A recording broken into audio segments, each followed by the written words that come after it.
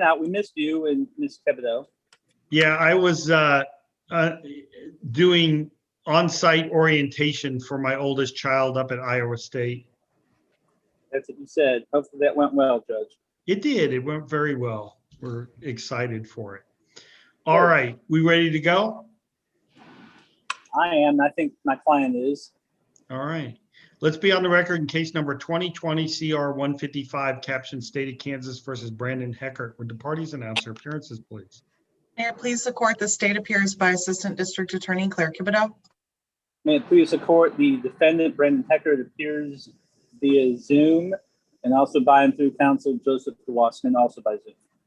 All right. We are here set down for a sentencing today. Back on May 10th, the parties appeared, at which time the defendant changed his plea. The court inquired and accepted that, set it for sentencing last week. We had some sort of hiccup and Mr. Heckert wasn't able to join us. But Mr. Dewaskin promptly got a hold of him and got it reset for today. I've received the PSI in this case. The critical findings are as follows. The sole count of conviction is one of theft. That's a severity level 9 non-person felony. The defendant's criminal history score was found to be that of C, as in Charles. That would leave him with a presumption of probation and a presumed underlying range of 11, 12, or 13 months. If he has to do his time, he'll be eligible for 20% good time credit and subject to 12 months of post-release supervision. Special rule number 9 does apply that this crime was committed while on parole. Although the new PSIs don't have such a box, that would actually change it from presumptive probation to no presumption. If Mr. Heckert is granted probation today, it would be for a period of 12 months to community corrections, I believe. Let me check on that.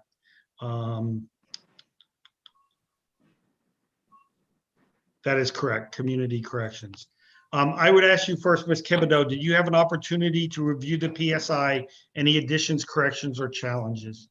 I have reviewed the PSI, Your Honor, and I have no additions or corrections. Mr. Dewaskin, same question. Your Honor, I've had an opportunity to review it and I've reviewed it with my client. No additions or corrections. All right. Denise, I'm sorry, Amanda, did you catch that? No, I'm sorry, did you say no corrections? No additions or corrections. Thank you. your microphone's a little wonky there, Joe. Judge, I'm using my phone because I had a hearing this morning and I tried my computer and it kept glitching. So I'm trying to not glitch, but maybe I just angled my phone to give it more microphone ability. And that solved the issue there when you moved it. All right. Sure. Hearing no challenges to the finding of the PSI, I will adopt the findings thereof. Ms. Thibodeau, comments upon sentencing. Your Honor, I would ask that you sentence the defendant to the standard number and probation. I did include restitution in this plea. Mr. Dewaskin and I talked about it a lot. I contacted the victim multiple times asking him to get me some form of documentation. I never got any documentation, so I don't believe that I can request any restitution. All right. Mr. Dewaskin, comments. Your Honor, I concur with the recommendation of the state and ask that the court follow the plea agreement to give Mr. Heckert credit for time served as well as probation based upon his criminal history and the fact that he has saved the state money by pleading to the underlying charges. All right. Mr. Heckert, now is your opportunity to tell me anything you want me to know in mitigation of your sentence today. No, Your Honor, I was just apologizing for last week I missed. Yeah, what happened there? I was at work. I was doing tree work, so I leave my phone at the house. All right. Well, look, I mean, I understand these things happen and all that. You're going to be on probation and you're going to need to make sure that you plan ahead so that you can meet the requirements because, you know, I'm not saying that your probation officer, our probation officers are very good about being helpful and trying to get you to be successful and not just there to kind of be a cop and bust you when you're not getting things done. But if there's kind of a pattern where you're not doing the things you need to do, then you're going to end up running back into court, and you don't want that to happen. Okay. Right on. Yes. Yes, All sir. right. Thank you. I will follow the plea agreement and the sentencing guidelines in this case. I think it's appropriate. Therefore, the defendant will be sentenced to a standard range of 12 months in the Department of Corrections. If he ever has to do that time, he'll be eligible for up to 20% good time credit and subject to 12 months of post-release supervision. His application for probation today is considered, and it is granted to community corrections for a period of 12 months. Let's see. It sounds like you're working tree trimming. Is that what I heard you say, Mr. Heckert?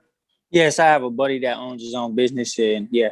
Good. All right. So if I assessed here the court fees and stuff and ordered you to pay, say, I don't know, $100 a month towards that, do you think that's something you could do?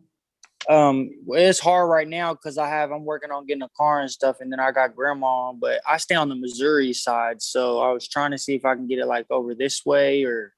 Well, I understand that, and I'm here. They have a process. You'll be able to what they call request courtesy supervision. You have to do it here in Kansas until it's granted, but they almost always grant it. So they'll get it over there, but there's still costs and fees that are associated with this.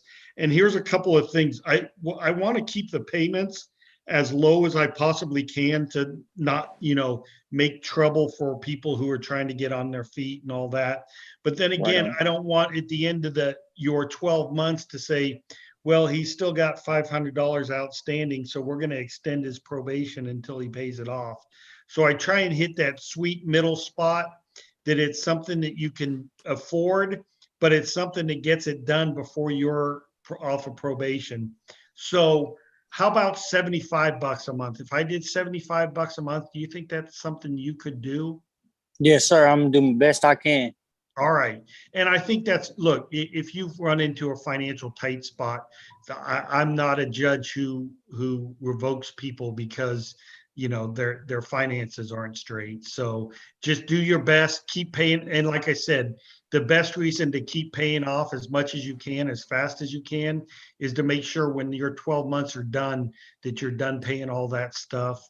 And you don't ain't got to do that extra time. Yeah, exactly. All right.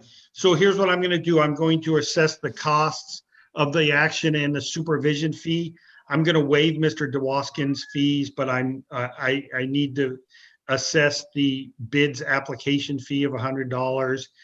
And the reason I'm waiving Mr. DeWaskin's fee is there is a KBI database fee that needs to be paid because this is Mr. Heckert's first. Let me make sure that that's correct. It's not, Your Honor. It's not. He has 2 Johnson County cases that he was on parole for.